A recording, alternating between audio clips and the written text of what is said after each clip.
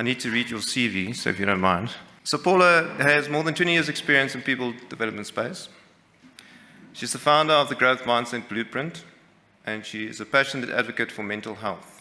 What I really like is that she's got a mission, and her mission is to co-create a more human-connected world, positively impact people's lives.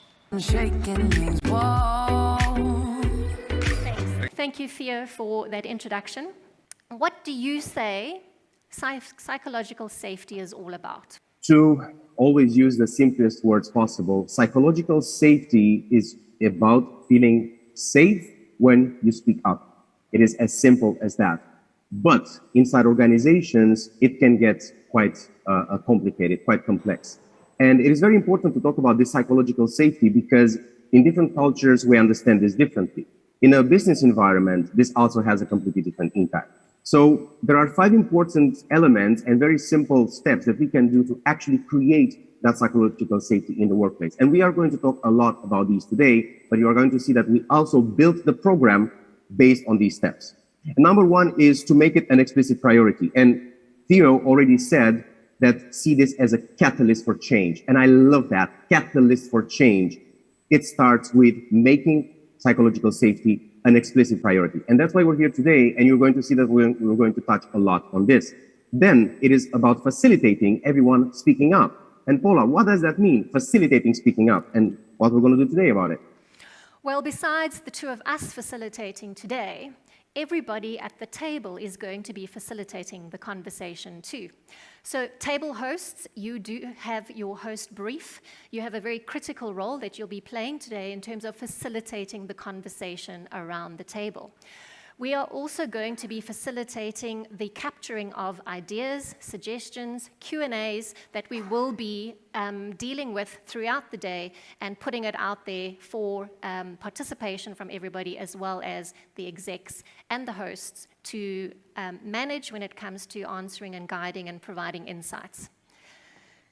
And then we have establishing the need for working and dealing with failure. Now, failure is one of my favorite topics, as Bogdan knows. I don't believe that there is such a thing as failure, actually. It's only feedback. And we certainly have had a lot of supposed failures leading up to this event, starting with my colleague not being able to be here physically, going to great lengths to even try and marry him off to his business colleague to get a spousal visa. That didn't happen.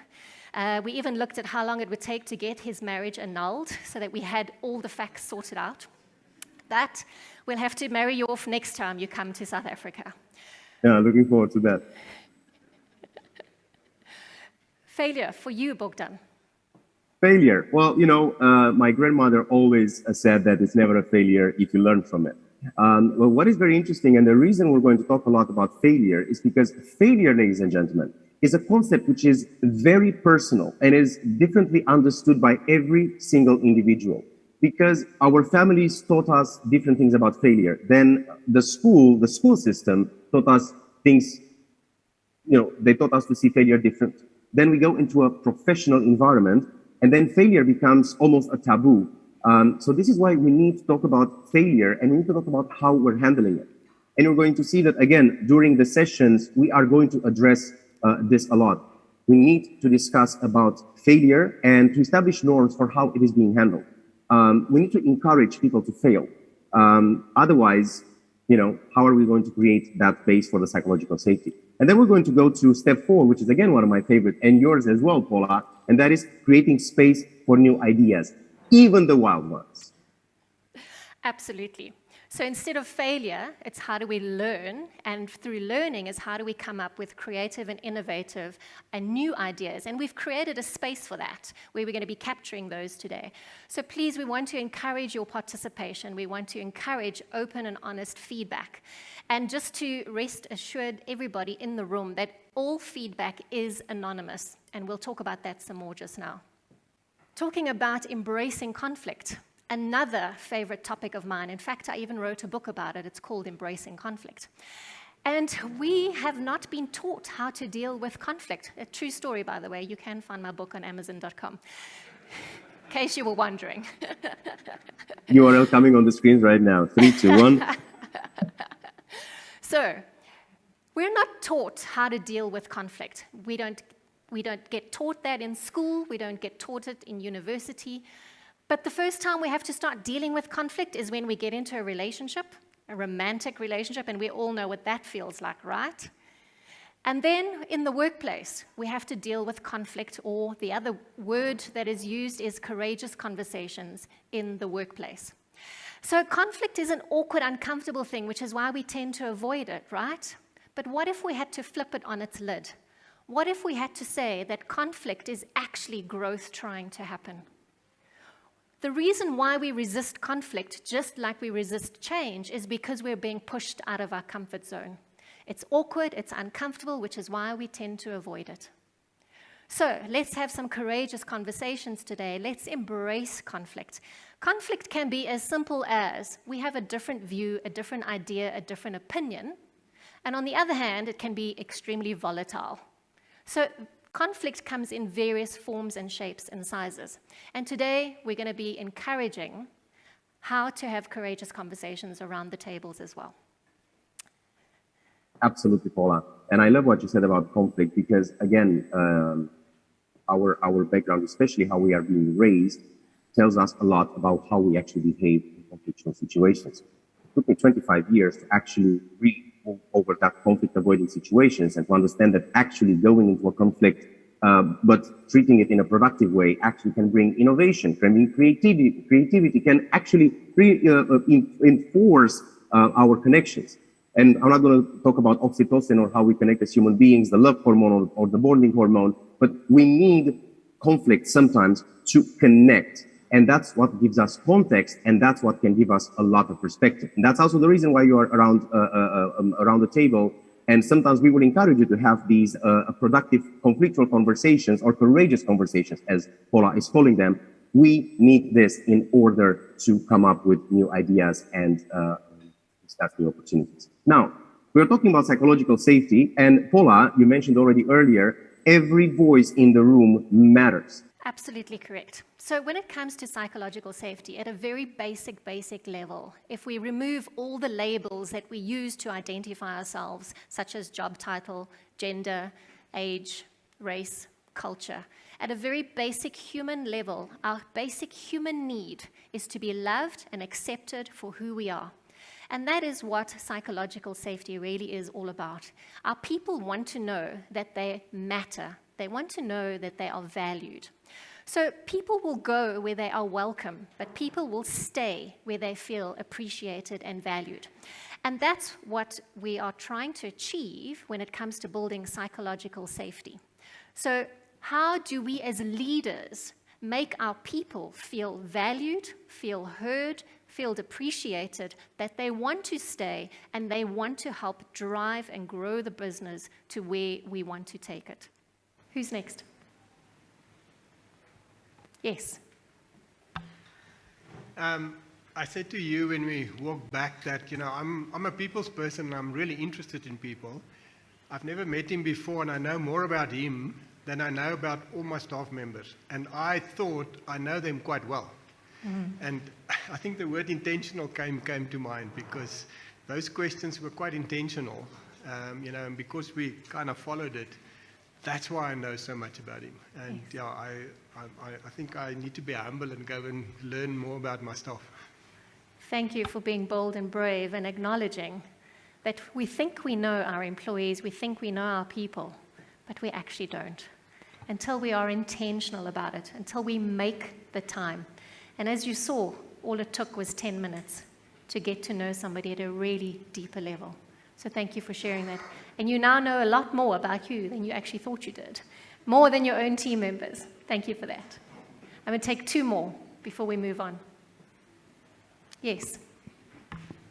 So it's more to how important connecting with individuals are. I don't know him very well. I've never interacted with him. I don't work with him at all. But it was interesting to listen to his story and how inspired he is, that it's in turn inspired me. It's just renewed what it is that we need to continue doing as leaders, not just with our people, but other individuals within the organization. We need to do more of that. Paula. Okay, just taking a question from the room, I yes? just want to know what is meant by microaggressions.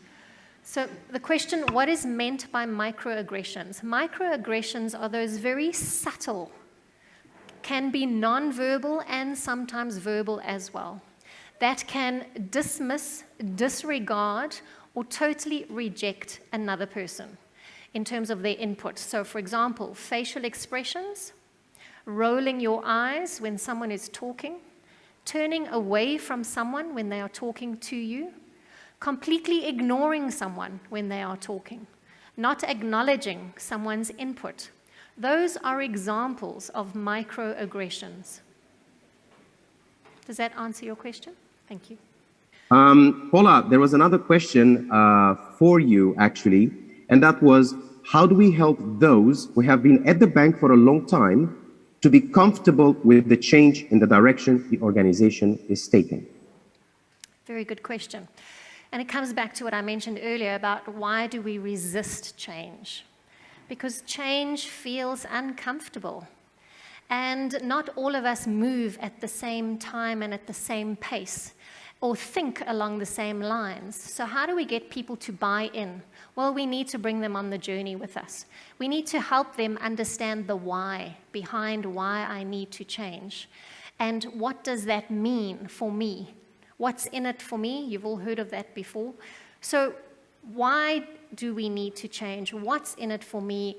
What is required of me? What is expected of me? How is that going to be measured? And what is the benefit, not only to me, but the organization at large? How do we get our people to feel like they are a part of it, that they are participating and contributing, and that their contribution is seen, heard, validated, and acknowledged? That's how we get people to move and feel comfortable with change. And often underneath that is actually fear. Fear of, I'm going to look like an idiot, I'm going to be incompetent, my job is not secure, I'm going to be replaced, there's technology that's at play, new systems, new processes that we have to learn. So how do we actually go to what's really underneath the resistance of change, which is more than often it's around fear. Once we understand the fears, we can then address that and help that person to become comfortable and embrace change. Today was about psychological safety. We invited you to participate, to engage, and to be open and honest with your feedback.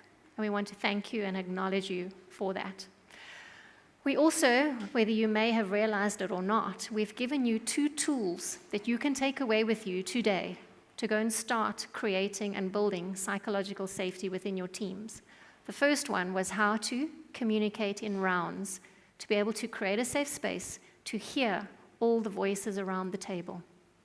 The second tool that we gave you was the connection walk, how to take it down and build psychological safety at an individual level. And all it takes is 10 minutes. At the same time, Kefilwe also shared some tools around communication and how to be bold and how to show up and how to share your voice. And so I would like to thank you today for your time and how you have shown up today in helping us to create and craft the action items going forward.